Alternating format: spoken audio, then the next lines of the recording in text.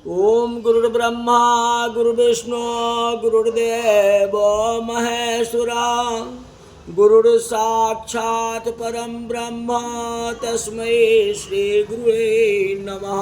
आज कार्तिक की कथा में धर्मदत्त ने पूछा कि हे देवराज, जय और अजय ने अपने पूर्व जन्म में ऐसा कौन सा पुण्य कार्य किया जिससे भगवान विष्णु का रूप धारण करके उनके द्वारपाल हुए। कहते प्राचीन काल में वृणाबिंदु की पुत्री देवहूति से कर्दम ऋषि द्वारा केवल देखने मात्र से दो सुंदर बालक का जन्म हुआ। उनमें बड़े का नाम जय और छोटे का नाम अजय था। बाद में देवहूति के गर्भ से कपिल देव जी प्रकट हुए।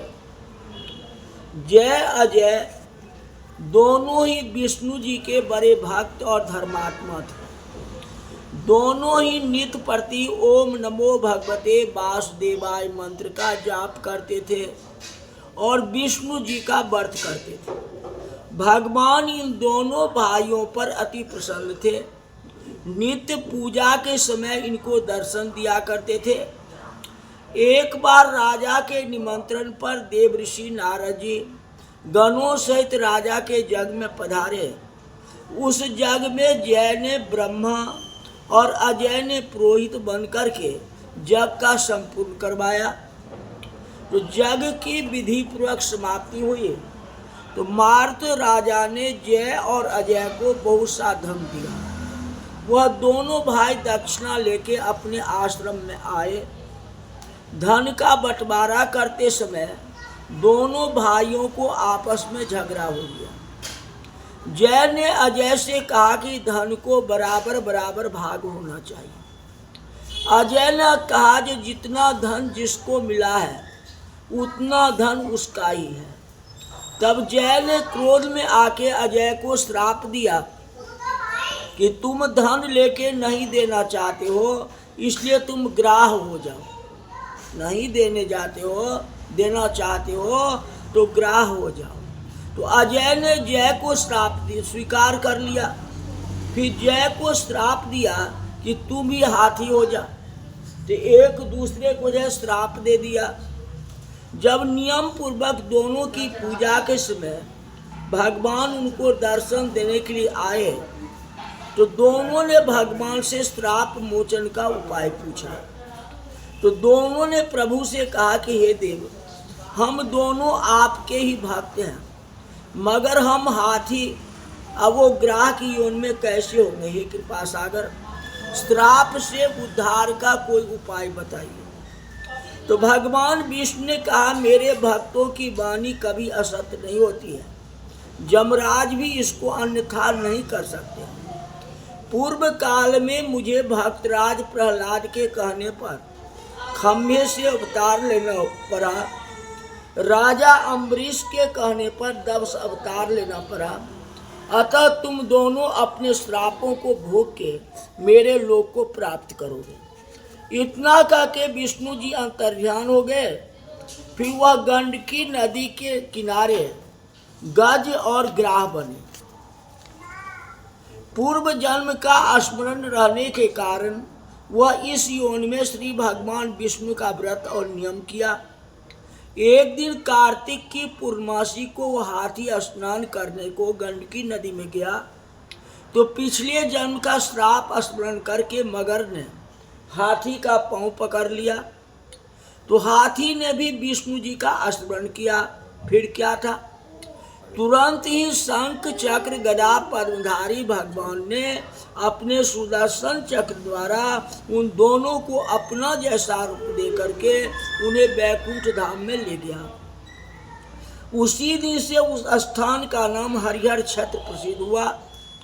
चक्र के आघात से वहाँ के पत्थरों में भी चिन्ह बने हुए हैं। वह दोनों जय और अजय के नाम से आज तक संसार में प्रसिद्ध है। हे प्रिय, आपने विष्णु जी के द्वारपालों के संबंध में जो प्रश्न किया था उनका विस्तृत उत्तर मैंने दे दिया। इसलिए हे दुष्श्रेष्ठ, तुम भी ईर्षा और द्वेष को त्याग के नित्य भगवान विष्णु का व्रत करो। जगत के प्रत्येक जीव को सम दृष्टि से देखो। तुला मकर मेष की संक्रांति में नित्य प्रातः स्नान किया करो। तुलसी वन की रक्षा किया करो। एकादशी का व्रत किया करो। गौ ब्राह्मण वैष्णव की सेवा किया करो। व्रत करने वाले को मसूर की दाल और बैगन की साग को कदापि प्रयोग न करें। अति हे धर्मदत्त, ऐसा करने पर तुम शरीर त्याग कर हम लोगों के समान गति पाओगे। भगवान विष्णु को प्रसन्न करने वाले इस व्रत के समान फल देने वाला तीर्थ दान और जग दूसरा कोई भी नहीं है। हे ब्राह्मण, तुम धन्य हो, क्योंकि तुमने विष्णु जी को प्रसन्न करने वाला व्रत किया, जिसका आधा फल तुमने कलहा को दे दिया। उसके बाद हम कलहा को बैकुंठ ले जा रहे हैं। तब नारद जी ने कहा कि राजन, इस प्रकार धर्मदत्त को विष्णु भक्ति का उपदेश देके कलहा को साथ लेके विष्णु के पार्षद बैकुंठ को चले गए और धर्मदत्त भी उनके आदेश अनुसार विष्णु के व्रत में तल्लीन हो गया। जब उसका देहांत हुआ तो वह अपनी स्त्रियों के साथ विष्णु लोक को गया। हे राजन, कोई भी प्राणी जो प्राचीन काल के इस इतिहास को कहता है या सुनता है वह विष्णु लोक को प्राप्त करता है। तो प्रभु कृपा से लिख रहा सुंदर शब्द सजाए, कार्तिक मास महात्म का 29वां अध्याय। राजा पृथु ने कहा कि हे नारद जी, आपने कलहा से जिस प्रकार मुक्ति पाई वह सारी कथा हमको सुनाई है। मैंने भली प्रकार सुनी है। हे ऋषि प्रवर, यह काम उन 2 नदियों के प्रभाव से हुआ था। वे कृपा करके मुझे बताने की कृपा कीजिए। कहते कृष्णा नदी साक्षात भगवान श्री कृष्णचंद्र जी महाराज का शरीर है और बेनी नाम का नदी भगवान शंकर का शरीर है। इन दोनों नदियों के संगम का महात्मा श्री ब्रह्मा जी भी वर्णन करने में असमर्थ हैं। फिर भी चूंकि आपने पूछा है, अतः आपको इनकी उत्पत्ति का वृत्तांत सुनाता हूँ। चाक्षसु मनवंतर के आरंभ में श्री ब्रह्मा जी ने सह पर्वत के शिखर पर यज्ञ करने का निश्चय किया तो सब देवताओं भगवान विष्णु और शंकर जी से यज्ञ की सामग्री लेकर के उस पर्वत के शिखर पर आए। तो महर्षि भृगु आदि ऋषियों ने ब्रह्म मुहूर्त में उन्हें दीक्षा देने का विचार किया। इसके बाद उन्होंने श्री ब्रह्मा जी की पत्नी त्वरा को बुलावा भेजा। वह बड़ी अहिष्ठा से आ रही थी, मतलब धीरे धीरे आ रही थी। इसी बीच में भृगु जी ने विष्णु जी से पूछा कि हे प्रभु, आपने त्वरा को शीघ्रता से बुलाया था, वह क्यों नहीं आई? ब्रह्म मुहूर्त टल रहा है। इस पर भगवान विष्णु ने कहा, यदि त्वरा यथा समय नहीं आई तो आप गायत्री को ही स्त्री मान करके दीक्षा दे दीजिए। क्या गायत्री पुण्य कर्म में ब्रह्मा जी की स्त्री नहीं हो सकती? तो नारद जी बोली कि भगवान शंकर ने भी विष्णु जी की बात का समर्थन किया। यह बात सुन के भृगु जी ने गायत्री को श्री ब्रह्मा जी के दाईं ओर बिठा के दीक्षा विधान आरंभ कर दिया। ऋषि मंडल गायत्री को दीक्षा दे ही रहा था, इतने त्वरा भी मंडप पर आ जाती है। श्री ब्रह्मा जी के पास में गायत्री को बैठा देके ईर्षा से क्रोधित होकर त्वरा ने कहा, जहाँ अपूज्य की पूजा होती है और पूज्य की अप्रतिष्ठा होती है वहाँ पर दुर्भिक्ष, मृत्यु, भय तीनों आता है। यह गायत्री ब्रह्मा जी की दाईं ओर तथा मेरे स्थान पर बैठी हुई है। यह अदृश्य बहने वाली नदी होगी। आप लोगों ने अविचार से इसे जो मेरे स्थान पर बैठाया है, इससे आप भी सब के सब जड़ रूप नदी होंगे। नारद जी ने राजा पृथु से कहा कि हे राजन, इस तरह त्वरा के श्राप को सुन के गायत्री मारे क्रोध के लाल बबला होकर के अपने होठ काटने लगी। देवताओं के मना करने पर भी उसने उठ के त्वरा को श्राप दे डाला। गायत्री ने कहा, ब्रह्मा जी जैसे तुम्हारे पति हैं वैसे मेरे भी पति हैं।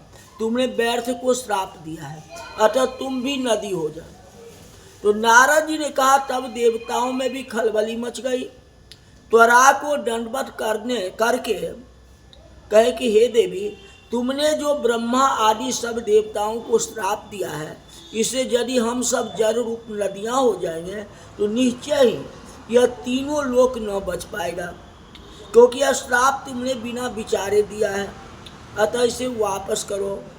तो त्वरा ने कहा कि हे देवतागणों, आपने जग के आरंभ में गणेश जी का पूजन नहीं किया था, कहते इसीलिए यह विघ्न उपस्थित हुआ।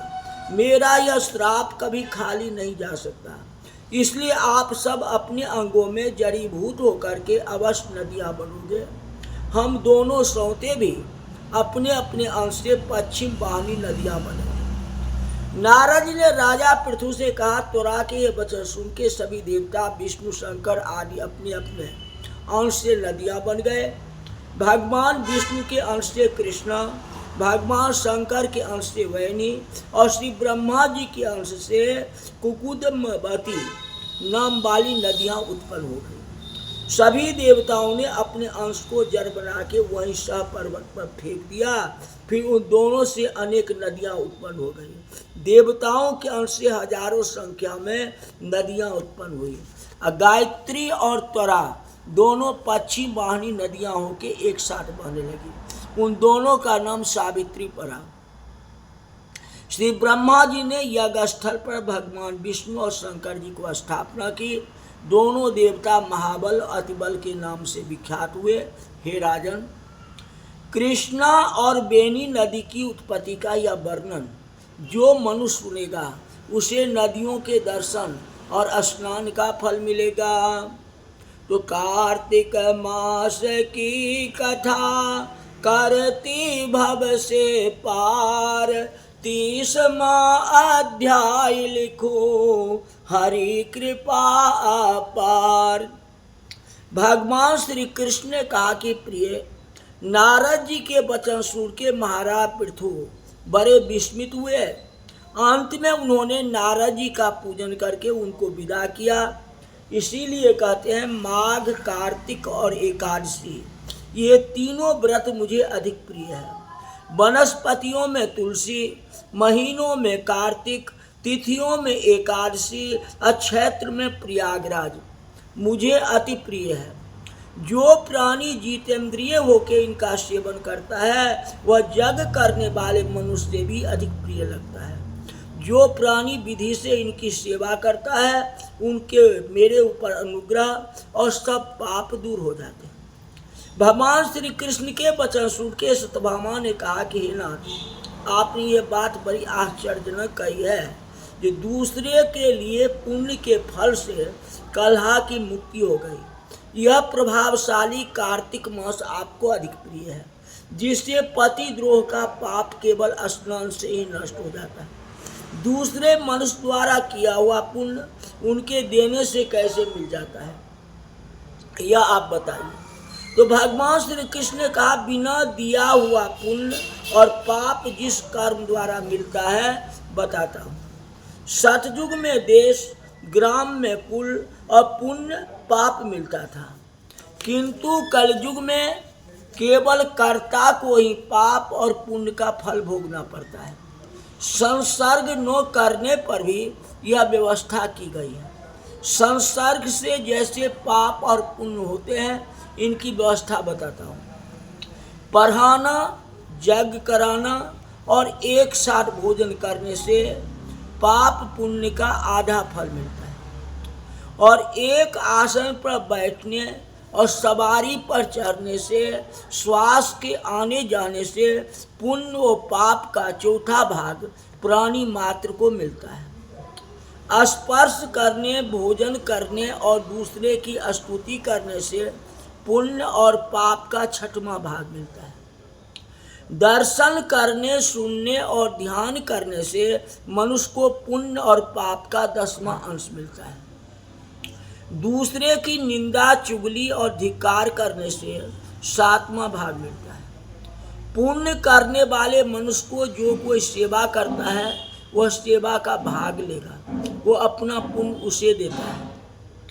नौकर और शिष्य के अतिरिक्त जो मनुष्य दूसरे से सेवा करवा के उसे पैसे नहीं देता, वह सेवक उनके पुण्य का भागी होता है। पंक्ति में बैठे हुए भोजन करने वाले को पत्तल जो व्यक्ति लांघता है, उसे जिसकी पत्तल उसने लांघी है अपने पुण्य का 6वां भाग ले लेता है। स्नान और ध्यान आदि करते हुए मनुष्य से जो व्यक्ति बातचीत करता है या उसको स्पर्श करता है, वो अपने पुण्य का 6वां भाग दे डालता है। जो मनुष्य धर्म के काम के लिए दूसरे से धन मांगता है, पुण्य का भागी होता है। ठीक उसी तरह जिस तरह की दान करने वाला पुण्य का भागी होता है।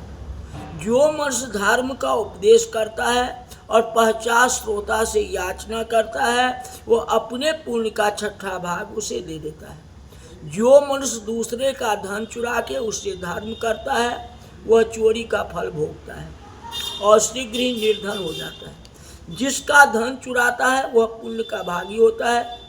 बिना ऋण के उतारे जो मनुष्य मर जाते हैं, उनको ऋण देने वाले सज्जन पुण्य के भागी होते हैं। शिक्षा देने वाला, सलाह देने वाला, सामग्री को जुटाने वाला और प्रेरणा देने वाला, वे पाप और पुण्य के 6ठे भाग को प्राप्त करते हैं। राजा प्रजा के पाप पुण्य के खष्टांश का भोगी होता है। गुरु शिष्य का, पति पत्नी का, पिता पुत्र का, स्त्री पति के लिए पुण्य का 6ठा भाग होता है। पति को खुश करने वाली आज्ञाकारी स्त्री पति के लिए पुण्य का आधा भाग ले लेती है। जो पुण्यात्मा पराये लोग को दान करते हैं वह उनके पुण्य का 6ठा भाग प्राप्त होते हैं। जीविका देने वाला मनुष्य जीविका ग्रहण करने वाले मनुष्य के पुण्य के 6ठे भाग को प्राप्त करते हैं। इस प्रकार दूसरों के लिए पुण्य अथवा पाप बिना दिए भी दूसरे को मिल जाता है।